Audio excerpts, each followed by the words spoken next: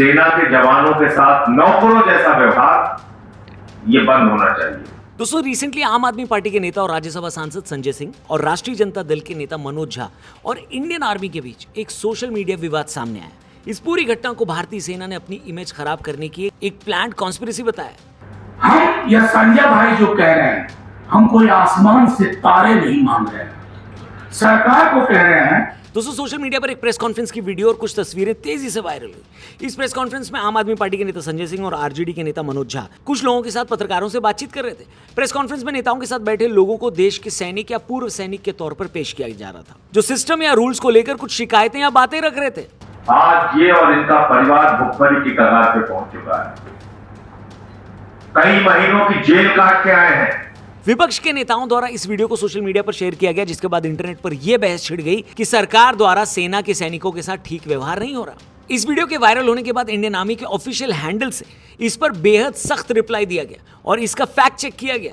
सेना ने साफ शब्दों में इस वीडियो को फेक एंड मिसलीडिंग करार दिया। भारतीय सेना ने क्लैरिफिकेशन जारी करते हुए उन लोगों की सच्चाई बताई जो नेताओं के साथ बैठे थे। सेना ने बताया कि प्रेस कॉन्फ्रेंस में दिख रहे लोगों में से 3 लोग सैनिक नहीं, बल्कि उन्हें पहले ही इनडिसिप्लिन और अनसेटिस्फैक्टरी कंडक्ट के कारण सेना की सेवा से डिसमिस किया जा चुका है। चौथे व्यक्ति के बारे में यह भी खुलासा किया गया कि वो सेना का एक भगोड़ा है जो बिना अनुमति के सेवा छोड़कर भागा हुआ है। सेना ने ऑफिशियल स्टेटमेंट देते हुए बताया कि यह वीडियो पूरी तरह से भ्रामक है और इसमें सेना विरोधी तत्व शामिल है।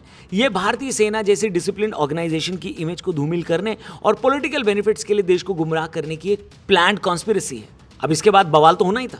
इस पूरी घटना ने पॉलिटिकल और सोशली इंपैक्टफुल इफेक्ट डाला है। सबसे पहले विपक्ष के नेताओं द्वारा उन लोगों को मंच पर जगह दी गई जिनका बैकग्राउंड सेना विरोधी या अनुशासनहीनता से जुड़ा था।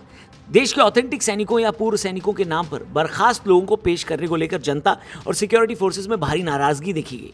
नेताओं पर आरोप लगा कि उन्होंने बिना किसी वेरिफिकेशन के सिर्फ पॉलिटिकल लाभ के लिए सेना की इमेज से जुड़े सेंसिटिव मुद्दे पर प्रेस कॉन्फ्रेंस दी, जिसे सेना ने खुद आगे आकर फेक और भ्रामक बताया। और एक भारतवासी ने गर्व महसूस किया था कि ये हमारे भारत की सेना के वो जवान हैं जो पाकिस्तान की सीमा के अंदर घुसकर उसको जवाब दे रहे थे। अब दोस्तों, ये खतरनाक क्यों है? ये कोई नॉर्मल बात नहीं। इसके लंबे और गहरे इंपैक्ट हो सकते हैं। डेमोक्रेसी और नेशनल सिक्योरिटी के लिहाज से इस तरह के इंसिडेंट्स को बेहद खतरनाक माना जाता है। सबसे पहले तो भारतीय सेना की सबसे बड़ी ताकत उनका स्ट्रिक्ट डिसिप्लिन और ऑर्गेनाइजेशनल रूल्स है। जब अपने सस्ते पॉलिटिकल स्कोर के लिए ये पार्टियां और नेता इनडिसिप्लिन लोगों को अपना स्टेज देंगे तो इससे एक बहुत गलत मैसेज जाता है। इससे उन लाखों ईमानदार और अनुशासित सैनिकों के मॉरल को ठेस पहुंचता है जो देश की सीमाओं पर तैनात हैं।